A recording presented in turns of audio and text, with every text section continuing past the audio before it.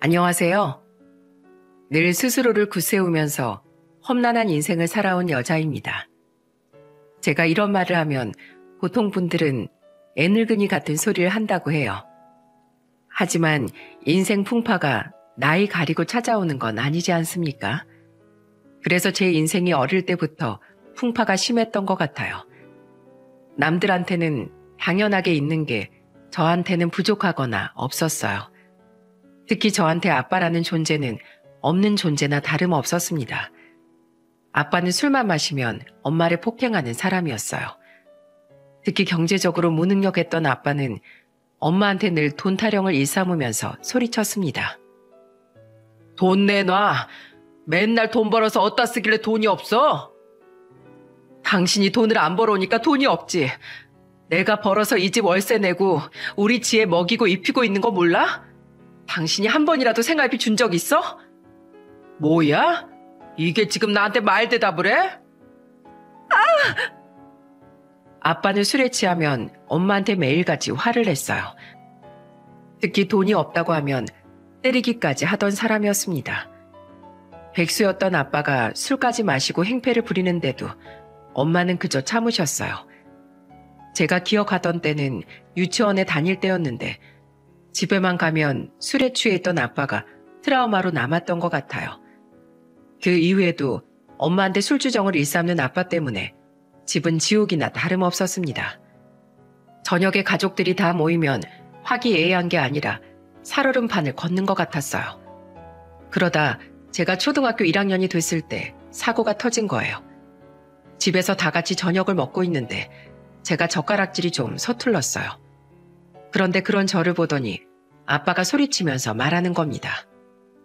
야, 기집애가 젓가락질도 똑바로 못해? 밥맛 떨어지게 뭐 하는 거야? 저리 가. 잘못했어요. 똑바로 할게요. 내 말 못 들었어? 재수 없으니까 밥상에서 꺼지라고. 갑자기 재수가 없다면서 숟가락까지 바닥에 집어던지는 아빠를 보고 저는 사시나무 떨듯이 떨었습니다. 그러자 엄마가 아빠가 소리치는 소리를 듣고 식탁으로 달려와서 화난 목소리로 소리쳤어요. 지금 뭐 하는 거야? 지혜한테 왜 화를 내? 밥상머리에서 밥맛 떨어지게 하는데 뭐하러 밥을 줘? 밥그릇도 다 뺏어버려. 진짜 밥 먹을 자격 없는 사람이 누군데? 지혜 밥 먹게 당신이 가. 내가 정말 당신 화내는 목소리에 이골이 날 지경이야. 뭐야? 이놈의 여편 내가 어디 하늘 같은 남편한테 소리를 쳐? 아빠는 갑자기 식탁에 있던 반찬을 바닥으로 패대기 쳤어요. 그릇이 깨지자마자 엄마는 저를 방에 들어가 방문을 걸어 잠그고 있으라고 하셨습니다. 그때 방으로 도망친 저는 귀를 틀어막고 구석에 웅크렸지만 아빠의 고성은 귓전을 울렸어요. 네가 나한테 덤비니까 자식 새끼도 저 모양이지? 가정교육을 어떻게 시킨 거야? 가정교육? 집에서 매일같이 술 마시고 욕하고 소리 지르는 아빠 보면서 애가 뭘 배우길 바라는 건데 진짜 애를 망치고 있는 게 누군데? 뭐? 지금 집구석이 이꼬라진 게 내 탓이라는 거야? 여자가 집에서 살림도 못하면서 무슨 핑계가 이렇게 많아? 네가 이러니까 내가 술밖에 마실 게 없는 거야. 웃기지 마. 당신은 원래 술밖에 없었잖아. 당신한테 가족이 있기나 했어? 그래. 그럼 아주 오늘 다 박살내. 뭐하러 가족도 아닌데 모여 살아? 서로 얼굴 보면 열만 받는데 뭐하러 사냐고? 난 이렇게 살고 싶었는 줄 알아? 나도 당신 믿었던 죄밖에 없어. 그런데 그런 소리를 해? 당신이 그러고도 사람이야? 그래, 나 사람 아니야. 짐승이다. 그래서 여편 내고 자식이고 다 이 모양이야. 오늘 내가 아주 깨 부숴버린다. 아빠는 엄마한테 화를 내더니 물건을 막 집어 던지시는 것 같았습니다. 정말 집안은 공포스럽고 금방이라도 숨이 멎을 것처럼 무서웠어요.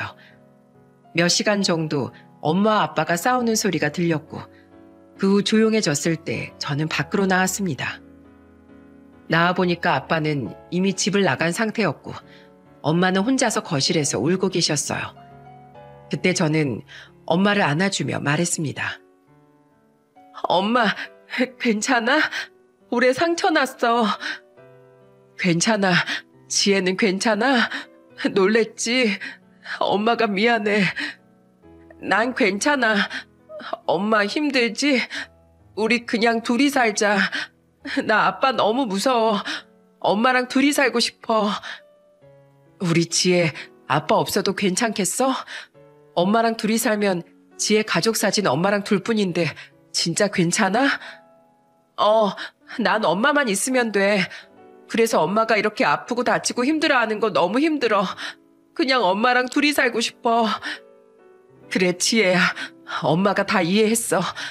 그러니까 조금만 참아줘. 알겠지? 엄마, 진짜 괜찮은 거야? 우리 같이 약 바르자. 저는 그때 연고를 가져다 엄마 얼굴에 조심스럽게 발라드렸어요. 정말로 그날은 저도 엄마도 너무 깜짝 놀랐던 날이었습니다. 그때 엄마는 아빠가 여차하면 저까지 때릴 것 같아서 저만 방에 들여보냈다고 하셨어요. 그만큼 그때는 아빠가 너무 폭력적이었습니다. 결국 엄마는 그날의 충격으로 이혼을 선택하셨어요. 정말 참다 못한 엄마는 멈출 줄 모르는 아빠의 폭력이 저한테까지 이어지기 전에 갈라서야 한다고 생각하셨던 겁니다. 그래서 저는 8살 때 부모님의 이혼으로 엄마와 둘이 살게 됐어요.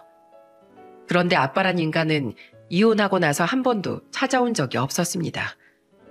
마치 족쇄가 풀린 사람처럼 엄마와 저는 거들떠도 보지 않았죠. 하지만 엄마는 정말 강한 분이셨습니다. 홀로 저를 책임지기 위해 일을 찾아다니셨어요. 그러다 우연히 이사 갔던 곳에서 좋은 이웃을 만나게 됐어요. 옆집 아주머니는 인자한 웃음으로 저를 보며 말씀하셨어요. 아, 네가 지혜구나. 엄마한테 얘기 많이 들었어. 네가 그렇게 착하고 말도 잘 듣는다면서? 아줌마 누구세요? 아줌마는 엄마 친구야. 여기 옆집 살아. 오빠들도 2명이나 있으니까 심심하면 놀러와. 저는 그때 낯을 가리면서 옆집 아주머니와 인사를 나눴어요. 그리고 그날 저녁 엄마는 저를 보며 말했습니다. 지혜야, 엄마 내일부터 일 시작해. 그러니까 무슨 일 있으면 엄마 휴대폰으로 전화해. 엄마 일하러 가면 늦게 와? 그럼 난 혼자 있어? 아니, 늦진 않아. 저녁 6시쯤엔 집에 와. 혹시 학교 갔다 와서 무슨 일 있으면 옆집으로 가. 아까 너랑 인사했던 그 아주머니 기억하지? 아줌마가 심심하면 놀러 오라고 하셨어. 엄마가 여기 와서 처음 만난 친구야. 그러니까 무슨 일 있으면 옆집으로 가. 알겠지? 엄마는 바빠서 지혜 옆에 오래 못 있을 거야. 옆집에 오빠들도 있으니까 누가 괴롭히거나 낯선 사람이 오면 옆집에 꼭 말해. 알겠어. 엄마 말 잘 듣고 있을게. 착하지 우리 지혜. 엄마가 돈 벌어서 맛있는 거 많이 사줄게. 그럼 엄마는 어디로 일하러 가? 엄마는 옆집 아주머니 방앗간에서 일하기로 했어. 지혜, 떡 좋아하지? 엄마가 가래떡 사올게. 진짜? 가래떡 가져올 수 있어? 그럼 우리 지혜가 좋아하는 건데 엄마가 사올게. 엄마, 그래도 너무 무리하지 말고 일찍 와. 엄마는 끝까지 저를 책임지시기 위해 최선을 다하셨어요. 그리고 다행스럽게 엄마한테 천운이 따르기 시작했습니다. 좋은 이웃이었던 옆집 아주머니가 방앗간을 운영하고 계셨는데 거기에서 일을 하게 됐어요. 심지어 엄마한테 돈도 서슴없이 빌려주시던 좋은 분이셨습니다. 한 번은 어머니가 절 데리고 옆집에 놀러 간 적이 있었어요. 엄마 뒤에서 잠깐 잠이 들었던 저는 잠에서 깨어날 때 엄마와 아주머니의 대화를 듣게 됐습니다. 그때 엄마는 아주머니한테 난감한 목소리로 말씀하셨어요. 매번 이런 소리만 해서 죄송해요. 저 혹시 30만 원만 좀 빌려줄 수 있을까요? 괜찮고 말고. 왜? 무슨 일 있어? 우리 사이에 그 정도 얘기할 수 있지. 뭘 이렇게 어렵게 말해. 항상 도움만 받고 사는 것 같아서요. 나도 처음엔 그랬어. 나도 6년 전에 애들 아빠 사고로 갑자기 떠나서 얼마나 힘들었나 몰라. 그러니까 지혜 엄마, 힘든 거 있으면 그냥 나한테 편하게 말해. 그냥 언니라고 불러. 그래도 어떻게 그래요. 일자리도 구해주시고 우리 지혜도 가끔 봐주시잖아요. 내가 다 겪어봐서 그래. 내가 뭐 아무나 돕는 줄 알아? 지혜 엄마니까 돕는 거야. 그러니까 편하게 생각해. 엄마는 옆집 아주머니이자 방앗간 사장님이었던 분과 깊은 인연을 맺게 된 거예요. 알고 보니까 옆집 아주머니도 남편과 사별하신 상태였던 겁니다. 그러다 보니까 아주머니는 저희 엄마 사정을 더욱 안타깝게 들으셨던 거예요. 그래서 엄마는 방앗간에서 일을 시작했고 5년 정도 아주머니와 서로 언니라고 부르면서 의지하면서 지내셨습니다. 그래서 엄마는 아주머니 덕분에 고비를 넘기면서 자리 잡아갈 수 있었다고 했어요. 그 후로도 아주머니는 저희 모녀를 정말 살뜰히 챙기셨어요. 특히 아주머니는 김장을 하시면 꼭 한 통씩 가져오시면서 말씀하셨어요. 지혜 엄마, 이번에 우리 김치 담갔어. 이것 좀 먹어봐. 아이고, 언니 이거 안 줘도 돼요. 지난번에 가져다 준 반찬통도 못 가져다 줬어요. 아유, 반찬통 그게 뭐가 중요해. 괜찮아. 이거 김치니까 익혀서 먹어. 내가 손이 좀 크긴 큰가 봐. 뭐래도 꼭 이렇게 넘치게 만들어. 매번 너무 감사해요. 다음에 밥이라도 먹으러 오세요. 그래, 알겠어. 지혜 엄마가 불러주면 당연히 가야지. 아주머니는 김장하면 꼭 저희 집에도 한 통씩 가지고 오셨어요. 그러면서 손이 커서 그렇다고 같이 먹자고 해주시던 분이셨습니다. 그래서 저는 엄마 매년 맛있는 김치를 먹을 수 있었답니다. 게다가 아주머니는 저한테 용돈까지 챙겨주기도 하셨어요. 그러면서 저한테 이런 말씀을 하셨답니다. 지혜야, 이거 받아. 주머니에 넣어둬. 저 괜찮아요. 엄마가 용돈 받지 말라고 했어요. 아니야, 이 아줌마가 주는 건 받아도 돼. 그러니까 어서 받아. 엄마는 저한테 자꾸 용돈을 주는 아주머니한테 돈을 받지 말라고까지 하셨어요. 하지만 엄마의 만류에도 아주머니는 매번 용돈을 쥐어주셨습니다. 그러면 엄마는 옆집에 가서 아주머니를 보며 말하셨어요. 언니, 애한테 왜 자꾸 돈을 줘요? 아유, 딸 같아서 주는 거야. 내가 딸이 없잖아. 그래서 지혜가 꼭 내 딸인 것 같아. 자꾸 이렇게 주시면 제가 부담스러워요. 그만 주셔도 돼요. 뭘 그렇게 어렵게 생각해. 이게 다 지혜 엄마가 방앗간 일을 내 일처럼 잘해주니까 나도 이러는 거지. 서로 돕고 사는 거야. 그러니까 그냥 받게 둬. 너무 감사해요, 언니. 제가 정말 언니 때문에 살아요. 나도 지혜 엄마 때문에 힘내고 사는 거야. 그때 엄마는 아주머니의 살뜰한 챙김에 진심으로 고마워하셨어요. 그 후로도 아주머니는 든든한 버팀목이 되어주셨습니다. 한 번은 어머니가 자전거로 출근하다가 넘어져서 다리에 금이 간 적이 있었어요. 그래서 당분간 병원에 입원해 있으셔야 했는데 그때 아주머니가 저를 대신 돌봐주셨습니다. 아주머니는 제가 놀랄까봐 조심스럽게 말씀하셨어요.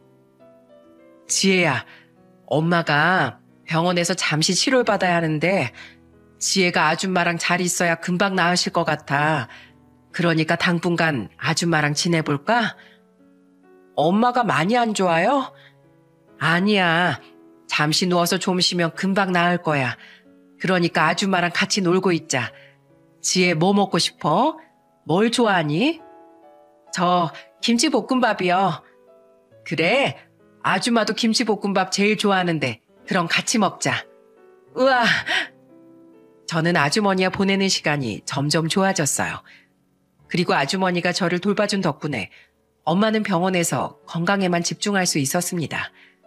평일에는 저와 같이 있어주면서 엄마 노릇을 해주던 분이셨어요. 아주머니는 학교에서 돌아온 저를 보면서 물으셨습니다. 지혜야, 오늘 학교에서 숙제 없었어? 수학 문제 틀린 거 3번씩 써가야 돼요. 그럼 지혜는 숙제하고 있어. 아줌마가 간식 만들어줄게. 아주머니는 정말 엄마처럼 간식도 챙겨주시고 밥도 챙겨주면서 저를 돌봐주셨어요. 그래서 엄마는 충분히 치료받고 퇴원하실 수 있었습니다. 그리고 퇴원 후 엄마는 아주머니께 감사 인사를 전하며 말씀하셨어요. 언니, 우리 지혜 잘 봐줘서 너무 고마워요. 항상 언니한테 덕만 보내요. 이거 소고기인데 애들이랑 같이 먹어요. 우리 사이에 뭘 이런 걸 다 들고 왔어. 가지고 가서 지혜랑 먹어. 이거라도 해야 내가 마음이 편해요. 그러니까 어서 받으세요. 내가 이번엔 받지만 다음에 또 이러면 나 정말 그땐 절대 안 받을 거야. 아주머니는 그렇게 잘해주시면서도 엄마가 무언가 주려고 하면 한사코 거절하셨어요. 그래도 엄마는 성의 표시라도 해야 한다면서 마음을 전달하셨습니다. 어린 딸을 일까지 하면서 엄마 혼자 돌보기에는 역부족이었거든요. 그래서 엄마는 아주머니의 도움에 누구보다 고마워하셨던 겁니다. 그렇게 좋은 이웃을 만나서 엄마 중학생이 될 때까지 정말 한 가족처럼 지냈어요. 하지만 이 행복은 그리 길지 못했습니다. 제가 15살이 되던 해 엄마가 암에 걸리신 거예요. 심지어 엄마의 병세는 하루가 다르게 악화되어 가고 있었습니다. 그때도 엄마 옆에서 힘이 되어준 사람은 아주머니셨어요. 미순아, 버텨야지. 예쁜 딸 놔두고 어딜 가려고. 이런 딸 두고 어떻게 가. 언니, 너무 힘들어요. 그래도 힘내야지. 우리 지혜 얼마나 더 예쁘게 잘 크는지 봐야지. 내가 너한테 괜히 일을 시켰나 봐. 괜히 우리 방앗간에서 일해서 네가 병을 얻은 것 같아. 아니야, 언니. 그런 거 아니야.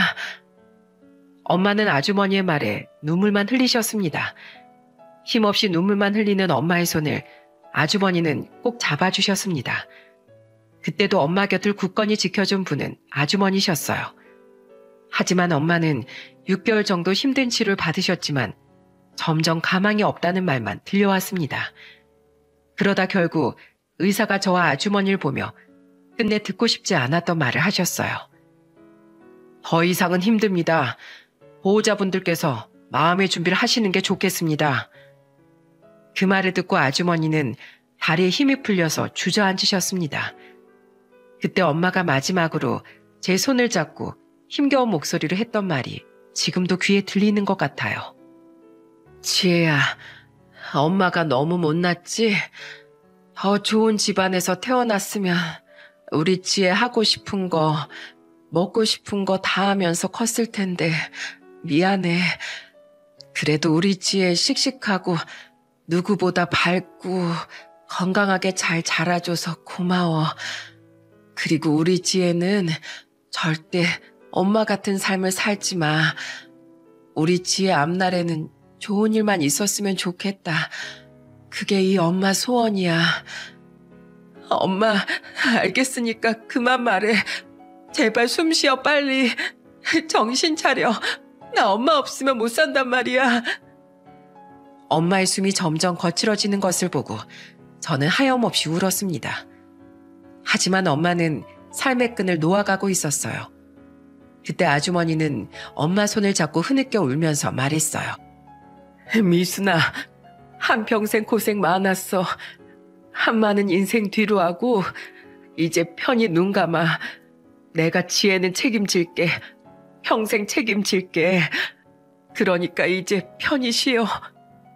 형님, 고맙습니다. 아무리 엄마와 대화를 더 해보려고 해도 엄마는 거친 숨만 내쉬었어요. 저는 그런 엄마를 보면서 숨을 헐떡일 정도로 울었습니다. 그런 저를 보면서 아주머니는 울면서 말씀하셨어요. 지혜야, 엄마 가실 때가 됐나 보다. 의사 선생님도 마음의 준비하라고 말씀하셨잖니. 빨리 엄마한테 말씀드려. 잘 살겠다고. 지금 아니면 못해. 저는 정신없이 울다가 아주머니의 말에 정신을 차리고 엄마를 보며 말했습니다. 엄마, 약속대로 꼭 보란 듯이 잘 살게요. 엄마 말대로 건강하게, 밝게 잘 살게요. 그러니까 하늘에서 편히 쉬면서 저 지켜봐 주세요. 그리고 나중에 다시 만나면 어떻게 지냈는지 다 말해줄게요. 여기서 힘들었던 일 다 잊고 편히 쉬세요. 저는 엄마의 손을 꼭 잡고 끝내 하고 싶지 않았던 마지막 말을 해야만 했습니다. 이 세상에 마지막 하나 남았던 엄마마저 잃은 고통은 이루 말할 수가 없었어요. 그 당시 외할머니와 외할아버지가 살아계셨지만 아무도 절 데리고 가서 같이 살려고 하지 않았습니다. 하지만 그때 저한테 손을 내밀어준 유일한 가족은 바로 아주머니셨어요. 엄마의 장례가 끝나고 저한테 온 아주머니는 저를 보며 말했습니다. 지혜야, 넌 내가 절대 고아원 안 보낸다. 나랑 가자. 우리 같이 살자.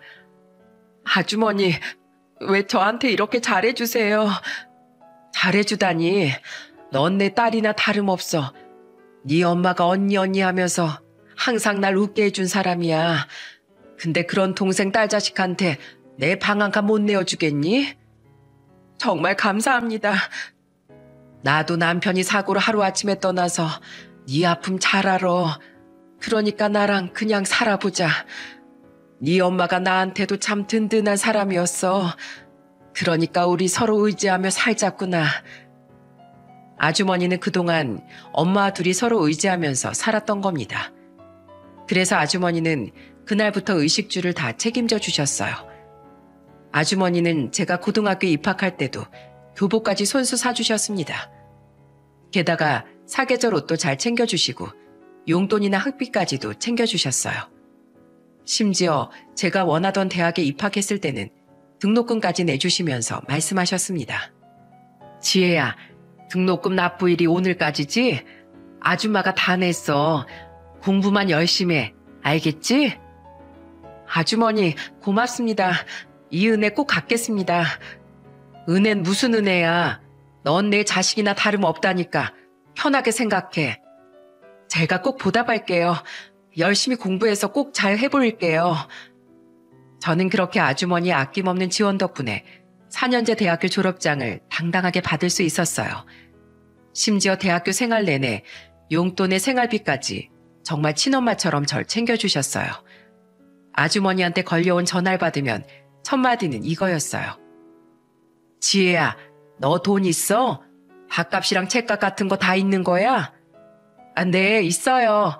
그리고 저도 아르바이트해서 그 정도 돈은 다 있어요. 그러니까 걱정 마세요. 뭐? 무슨 아르바이트야? 공부나 하라니까. 얼른 가서 공부나 해. 내가 통장에 50만 원 보냈어. 왜 돈을 보내세요? 저 정말 괜찮아요. 그냥 받아. 내가 나중에 이자 쳐서 받으려고 너한테 투자하는 거야. 그러니까 몸 허해지지 않게 영양제라도 사 먹어. 아주머니는 저한테 정말 없어서는 안 될 존재였어요. 특히 아들 2명이 있는데도 저한테 이렇게 아낌없이 챙겨주신 겁니다. 그래서 저는 아주머니 덕분에 석사 졸업까지 무사히 마칠 수 있었어요. 그 후 저는 학원에 취업해서 중학생들을 가르치기 시작했습니다. 처음엔 낯설고 어떻게 가르칠지 몰라서 초보티가 나는 강사였어요. 하지만 주변 강사들을 보면서 눈물 나는 노력을 했습니다. 강사는 열심히 한 만큼 벌어가는 직업이라 모든 건 제 역량에 달려 있었어요. 그래서 저는 저를 위해 아낌없는 지원을 해주신 아주머니를 생각해서라도 최선을 다했습니다. 그렇게 월급을 받으면 아주머니한테 매달 월급의 50% 정도를 아주머니의 통장으로 입금했어요. 그때마다 아주머니는 놀란 목소리로 저한테 전화를 하셨습니다. 아이고, 지혜야, 돈을 뭐하러 입금했어? 사람이 은혜를 받았으면 당연히 은혜를 갚아야죠.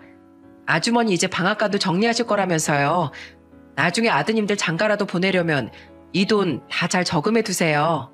내가 사람 하나는 잘 본다니까. 우리 지혜 때문에 말년에 편하게 좀 살겠네.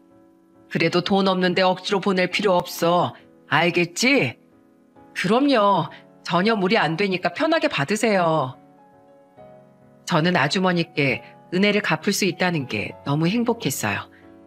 그렇게 강사로 10년 정도 고군분투하면서 아주머니께 받은 은혜를 다 갚을 수 있었습니다. 그리고 그쯤 되니까 저도 월급이 500만 원 정도 받으면서 일하게 됐어요. 그래서 저는 아주머니의 큰오빠가 결혼할 때 신혼여행비도 줬습니다. 그러자 큰오빠는 저를 보며 말했습니다. 지혜야, 하와이 굉장히 비싼 데인데 너 이 오빠한테 진짜 해줄 거야? 지금 날 뭘로 보는 거야? 그 정도 내가 충분히 해줄 수 있어. 나 핏줄만 다르지 친오빠나 다름없는데 당연히 이 정도도 해야지. 우와, 우리 지혜 덕분에 내가 하와이도 가보고, 야, 좋다, 좋아. 지혜야, 고맙다. 잘 다녀올게. 기뻐하는 큰오빠를 보면서 저도 같이 기뻤어요. 사랑은 받을 때보다 베풀 때 더 기쁘다고 하죠. 그래서 저는 아주머니 식구들에게 하나씩 해줄 때마다 너무 행복했습니다. 드디어 제가 아주머니께 받은 은혜를 돌려줄 수 있어서 그저 감사했어요. 그리고 저는 작은 오빠의 결혼식 때도 축의금을 500만 원 정도 했습니다. 그때 아주머니가 저를 보면서 놀란 목소리로 말씀하셨어요. 지혜야, 넌 무슨 축의금을 그렇게 많이 했어?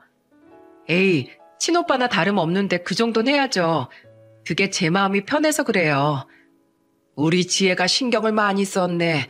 고맙다. 이렇게 보면 버는 만큼 돈을 턱턱 쓴다고 생각하시겠죠?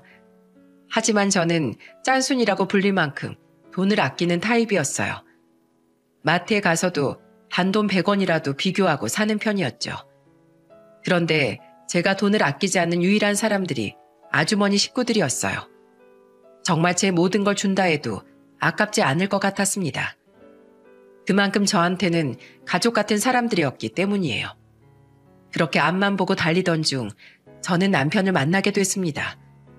봉사활동을 하다가 만난 회사원이었던 남편은 정말 저한테 딱 맞는 사람이었어요. 특히 누구보다 진국인 성격을 가진 배려 깊은 사람이었죠. 그리고 1년 정도 연애를 하면서 남편에게 확신이 생기기 시작했습니다. 이 사람이라면 평생의 가족으로 살 수 있을 것 같았어요. 하지만 결혼으로 가는 관문은 쉽지만은 않았습니다. 그 당시 시부모님께서 저를 탐탁지 않게 생각하셨거든요. 처음 시모한테 인사를 하던 날, 시모는 음식이 나오기도 전에 저를 쏘아보며 말씀하셨어요. 얘기 들어보니까 지금 부모님이 안 계신다면서? 네, 부모님이 일찍 이혼하셨고 어머니는 제가 16살 때 돌아가셨습니다. 세상에, 부모 없는 자식하고 우리 아들 결혼시키려고 내가 그동안 그 미야오기야 키운 줄 알아? 혜연아, 넌 골라도 꼭 저런 애들만 골라오니? 내가 널 어떻게 키웠는데? 아무튼 나 이 결혼 바로 허락 못해. 네가 어디 출신인지도 모르고 부모 없는 동안 어떻게 살았는지 알게 뭐야? 시모의 반응을 보고 저는 너무 놀랐어요. 남편은 시모를 말리면서 말했습니다. 엄마, 뭐 하시는 거예요? 이 사람 학원 강사로 잘 살고 있어요. 그리고 무슨 조선시대도 아니고 출신을 따지세요. 학원 다녀봤자 뭐 얼마나 벌겠어? 그래봐야 고작 200만 원 벌겠지. 우리 아들 한 달에 400만 원 벌어. 그런데 200만 원 버는 여자하고 무슨 결혼을 시키란 말이야? 저는 시모의 말에 억울했습니다. 그래서 저는 시모를 보며 당당하게 말했어요. 어머님, 돈을 떠나서 저도 학원에서 자리 잡아가고 있습니다.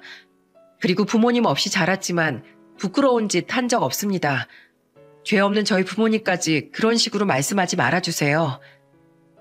그 순간 다른 말은 다 참아도 부모 욕까지 하는 걸 듣고 참을 수가 없더라고요. 그리고 저는 자리에서 일어나 남편을 보며 말했습니다. 오빠, 아무래도 나하고 인연은 아닌 것 같네.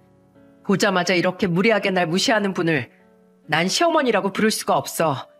우리 그냥 없던 걸로 하자. 그렇게 말해버리고 저는 그 식당을 나와버렸어요. 나오면서 서러움에 얼마나 눈물을 쏟았는지 모릅니다. 정말 엄마 돌아가시고 제일 많이 울었던 날인 것 같아요. 하늘에서 이런 저를 보고 있는 엄마의 마음이 어떨지 가슴이 아팠습니다. 남편이 굉장히 좋은 사람이었기 때문에 저런 시부모를 상상도 못했어요. 남편은 봉사를 할 때도 항상 앞장서서 일하던 사람이었습니다. 자기가 맡은 일에 최선을 다했던 사람이었고 불우이웃을 보면 지나칠 줄 모르는 사람이었어요. 특히 지하철에서 돈을 구걸하는 사람을 보면 주머니에 있던 5,000원이라도 주고 와야 하는 사람이었습니다. 그래서 저는 시모의 언행에 화가 나서 결혼을 무르긴 했지만 남편의 따뜻한 마음을 잊을 수가 없었어요. 게다가 남편은 그날 이후 매일같이 저를 찾아와 이렇게 말했습니다. 네가 원치 않는다면 그냥 우리 부모님 없이 결혼하자. 그게 가능하다고 생각해? 됐어. 이 결혼 없던 걸로 해. 저는 남편의 말이 정말 허무맹랑하다고 생각했어요. 아무리 좋아도 어떻게 천륜을 끊겠습니까? 그런데 남편이 시부와 같이 찾아온 거예요. 그러더니 시부는 저한테 진지한 목소리로 말씀하셨어요. 지혜 씨, 지난번에 우리 아내 말 때문에 많이 속상했죠? 힘들겠지만 자식 키운 엄마의 마음이라고 좀 생각해줘요. 그리고 그날 우리 아들이 집안을 쑥대밭으로 만들었어요. 지혜 씨랑 꼭 결혼할 거라면서 아주 난리였다니까요. 난 지혜 씨 과거 신경 안 씁니다. 우리 아들이 선택한 사람이면 난 그걸로 충분해요. 난 우리 아들을 믿거든요. 그리고 오히려 부모님도 없는 환경에서 이렇게 잘 자라준 게 참 대견하다고 생각해요. 그러니까 결혼식 올리세요. 대견하다는 말은 처음 들어보는 것 같아요. 감사합니다. 인생이 얼마나 고단했겠어요. 우리 아들이랑 가정 꾸리고 행복하게 살아요. 저는 시부의 따뜻한 위로에 눈물이 쏟아졌습니다. 시부는 시모와 뜻이 다르다면서 저희 결혼을 적극적으로 지지해 주셨어요. 심지어 적극적으로 상견례도 추진하실 정도였습니다. 그래서 시부의 추진으로 결혼 전 상견례를 하게 됐어요. 저는 아주머니와 오빠들과 상견례를 하게 됐습니다. 피도 안 섞인 사람들이 제가 결혼한다고 하니까 기꺼이 한 가족이 되어준 고마운 사람들이었어요. 그런데 시모가 그 모습을 보면서 또 한마디를 하는 겁니다. 우리 예비 며느리랑 어떤 사이입니까? 시모의 말에 아주머니는 당당한 목소리로 말씀하셨어요. 내 딸이나 다름없습니다. 내가 지혜 엄마 먼저 보내고 제가 지금까지 키우다시피 했습니다. 그래서 제 딸이나 다름없는 애예요. 그 얘기 들었습니다. 들으셨다니 잘 아시겠네요. 우리 지혜 사연 많은 아이인 거 저도 압니다. 그런데 지혜 인성은 제가 장담합니다. 정말 대한민국 어디에서든 우리 지혜 같은 며느리 얻기 힘드실 거예요. 얼마나 야무지고 책임감이 강한지 몰라요. 그러니까 안심하시고 결혼 허락하셔도 됩니다. 왜 제가 그 말만 듣고 결혼을 허락해야 하는데요? 제가 이렇게 말해도 쉽게 믿지 않으실 거 알아요. 그런데 그렇다고 해서 말도 안 되는 걸로 트집을 잡으시거나 증명하라고 하시면 전 지혜 데리고 지금 나갈 겁니다. 저도 귀하게 키운 딸 함부로 못 보냅니다. 알아서 선택하십시오. 아주머니의 선전포고에 듣고 있던 시부가 갑자기 허허허하고 웃으셨어요. 시부는 아주머니를 보며 정중하게 말씀하셨죠. 우리 지혜가 누굴 닮았나 했는데 아주머니를 쏙 닮았나 봅니다. 우리 지혜를 아주 잘 키우셨군요. 지난번에 제가 처음 봤을 때도 딱 그런 표정으로 저희 아내한테 소리쳤거든요. 정말 말씀하신 것처럼 야무진 사람입니다. 이젠 우리 며느리로 제가 잘 보듬겠습니다. 그러자 시모는 시부의 말을 끊고 아주머니를 보며 소리쳤어요. 이 아줌마 웃기네. 어디서 안주인 행세야? 우리가 뭐 시집살이 시키면 어쩔 건데요? 시모의 말에 시부는 단호한 목소리로 시모를 보며 소리쳤습니다. 조용히 못해?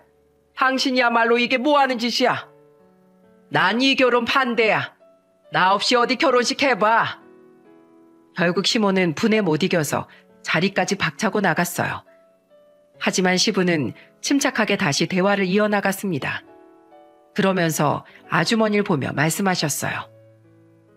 제 아내는 신경 안 쓰셔도 됩니다. 저랑 제 아들이 꽉 잡고 있으니까 염려 마십시오. 오늘 이 자리도 제가 만든 자리예요.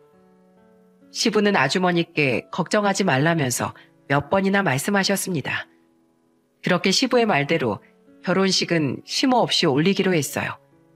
그런데 웃긴 게 뭐였는 줄 아십니까? 끝까지 안 올 것처럼 말하던 시모가 결혼식에 한복을 입고 온 거예요. 그때는 어차피 같이 사는 거 아니기 때문에 시모하고 별로 마주칠 일이 없을 것 같았어요. 그래서 저는 남편과 결혼식을 올리게 된 겁니다. 시댁에는 시숙이 있었는데 먼저 결혼해서 형님과 조카가 있었어요. 그런데 결혼 후 저는 형님과 통하는 부분이 많아서 금세 친해질 수 있었습니다. 그러다 한 번은 둘이 술을 한잔 하게 됐는데 형님이 저를 보면서 놀란 목소리로 말하셨어요. 동서, 나도 마찬가지야. 나 결혼할 때 어땠는 줄 알아? 난 남편도 중소기업 다니는데 내가 생산직이라 싫다고 날 얼마나 반대했는지 몰라. 그때 남편 직업이 회사원이 아니라 회사 사장님인 줄 알았다니까. 형님은 그런 걸 다 어떻게 견디셨어요? 저는 처음에 막말하는 거 듣고 깜짝 놀랐어요. 내가 어머님 노하우가 생겼는데 뭔 줄 알아? 그게 뭔데요? 그냥 무시하면 돼. 그냥 네 하면서 그냥 무시하면 돼. 그럼 나중에 먼저 아는 체 해주고 먼저 관심 가져줘. 혼자 있는 거 엄청 싫어하시거든. 저는 형님의 말을 듣고 정말 시모가 애 같다는 생각이 들었어요. 그래도 형님과 가까워지니까 답답했던 마음이 조금씩 풀리더군요. 결혼 후 저는 승승장구했고 강남에 있는 학원으로 스카우트 제의까지 받았습니다. 그러면서 수입이 한 달 수익이 한 800만 원까지 받게 된 겁니다. 결혼할 때 남편보다 더 잘 벌게 된 거예요. 그런데 시모는 그런 사정도 모르고 저만 보면 못 잡아먹어 안달이었습니다. 사회에서는 승승장구했지만 집에서는 시모한테 찬밥 신세였어요. 한 번은 퇴근하고 집에 가는데 시모한테 전화가 온 겁니다. 너나 아직도 밖이야? 여자가 밖에서 벌면 얼마나 번다고 밖으로 놔둬라. 밖으로 놔둔다니요. 저 일했어요, 어머님. 그래 봐야 많이 버는 것도 아닐 텐데 넌 집에서 내줘나 하지 그래. 저 이번에 학원 옮기면서 수입도 늘었어요. 알게 뭐야. 말로는 나도 집에 황금 송아지 있다고 할 수 있어. 월급 명세서라도 보여드려요? 됐다. 내가 그걸 왜 봐. 호나마나한 거 들이밀지 말고 집에 가서 밥이나 차려. 시모는 자기 할 말만 하고 전화를 끊어버렸어요. 정말 황당하지 않습니까? 제가 보여준다고 해도 시모는 보려고 하지도 않았습니다. 정말 가끔씩 시모가 저를 긁을 때마다 속에서 천불이 났어요. 하지만 제가 이렇게 일과 가정 사이에서 고군분투하는 사이에 아주머니는 병들어가고 계셨어요.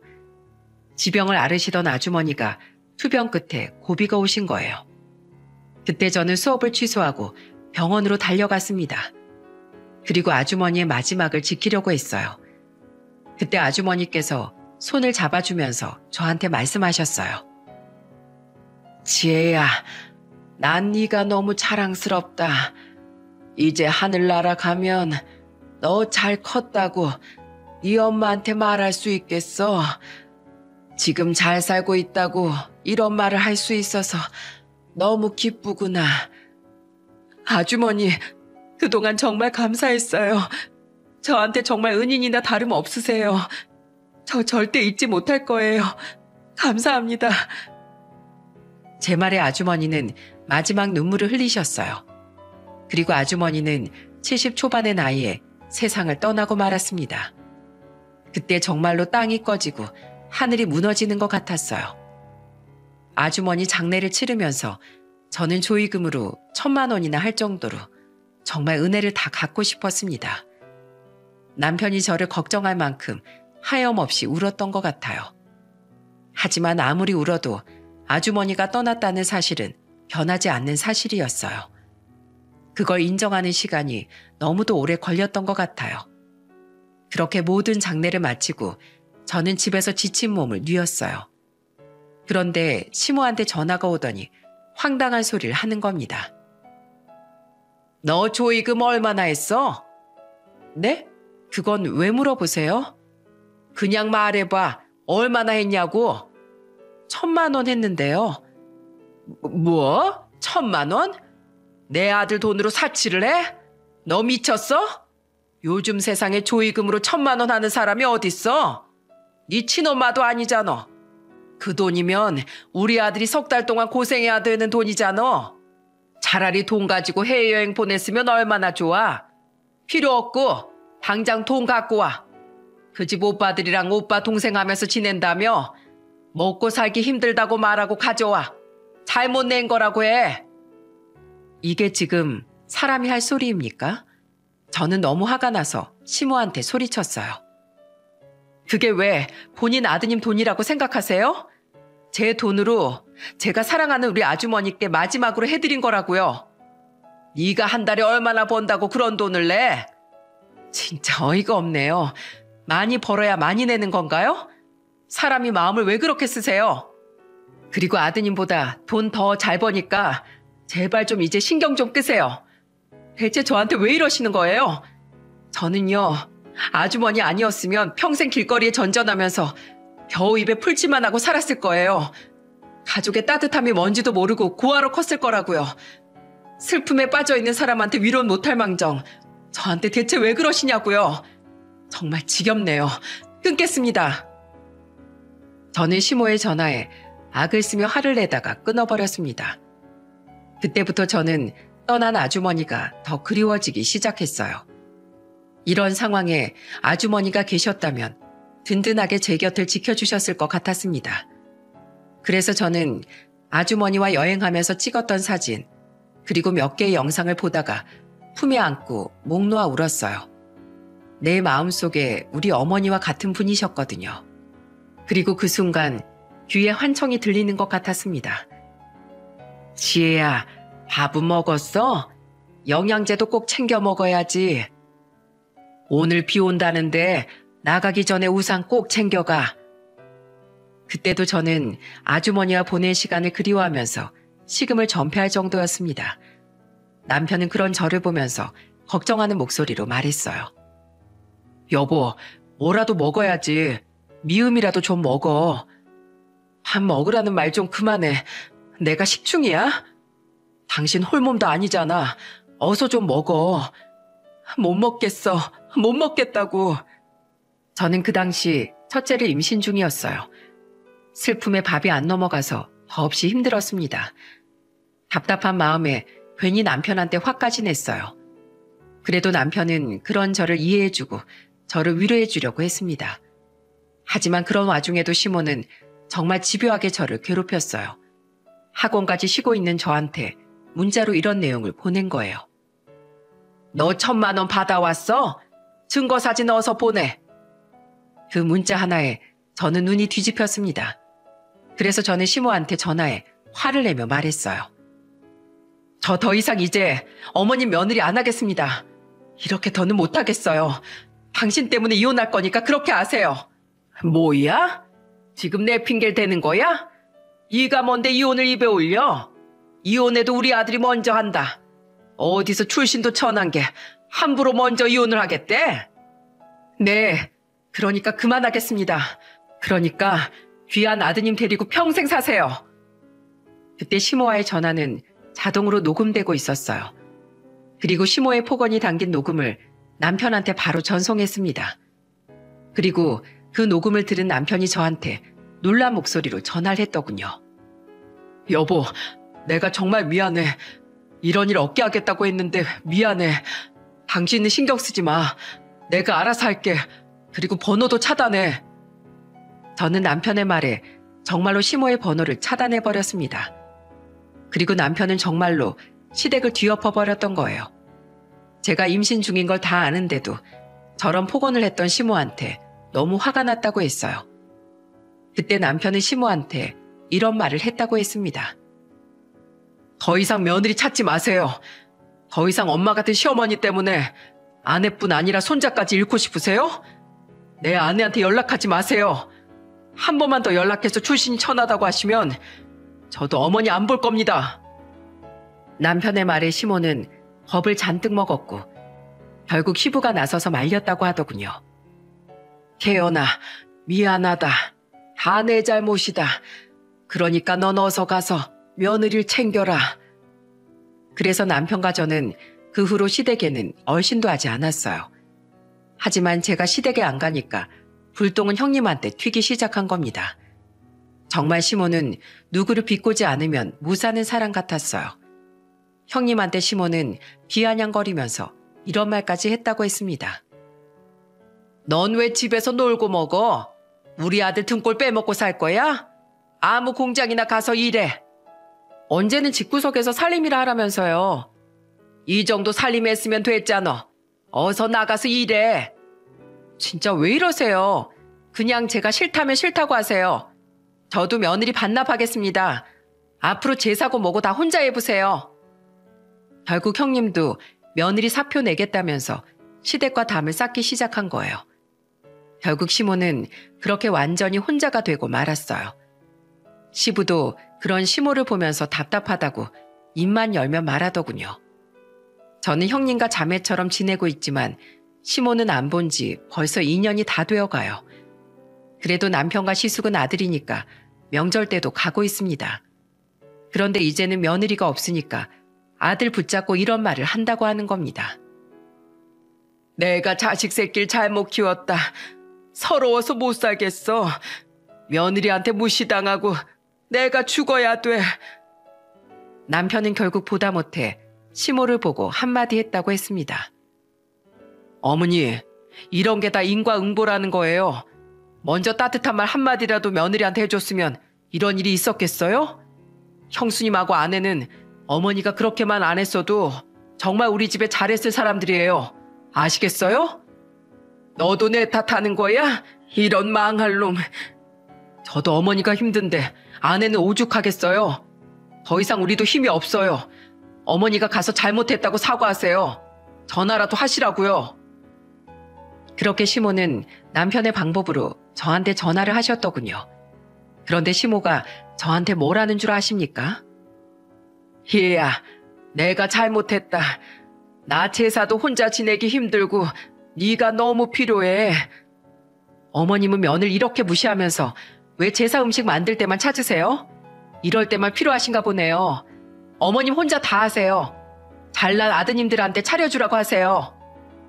아이고, 며느리들이 사람 잡네, 사람 잡어. 아이고, 내 팔자야. 아니요, 제가 잡는 게 아니라 어머님 팔자는 어머님이 스스로 꼬신 거예요. 이만 끊겠습니다. 저는 그렇게 시모 전화를 끊어버렸어요. 하지만 이제 곧 올해 설날이 얼마 안 남지 않았습니까? 그래서 그런지 얼마 전에 시모한테 문자가 하나 왔더군요. 내가 너한테 너무 잘못했구나.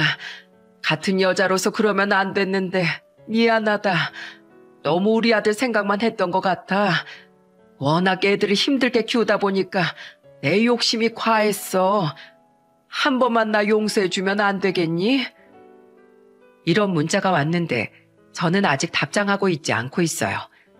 여러분들 같으면 어떻게 하실 것 같으십니까? 사실 시모가 내뱉었던 상처되는 말이 지금도 악몽처럼 떠올라요. 남편의 친어머니라 명절마다 가지만 저는 솔직히 아직 받아들일 자신이 없습니다. 그리고 지금 아파트도 제 지분이 더 클 정도로 경제력은 제가 더 출중한데 시모는 무조건 아들 편만 드는 사람이라 제가 더 힘들었어요. 하지만 저도 딸을 낳아서 키우고 있다 보니까 언제까지 이렇게 지내는 게 맞나 싶더라고요. 그래도 저는 이제 가정을 꾸리고 착한 형님과 저를 응원해주는 남편이 있어서 하루하루 든든하답니다. 시부도 자주 놀러와서 제 딸을 너무나 예뻐해 주신답니다. 그렇게 시모는 가족들이 다 있는데도 혼자인 사람처럼 고립되고 말았어요. 가족은 한 배를 탄 운명 공동체 아닙니까? 그런데 며느리가 조금 부족하다고 해서 흠집을 잡아서 약점처럼 휘두르는 건 문제라고 생각했어요. 가족이라면 흠집을 보듬어주고 품어야 한다고 생각합니다. 아마 시모한테는 가족이 아니었던 것 같네요. 그래서 제 고민이 깊어져서 이렇게 사연을 보내게 됐습니다. 현명한 여러분의 댓글 남겨주시길 바랄게요. 모두 감사합니다.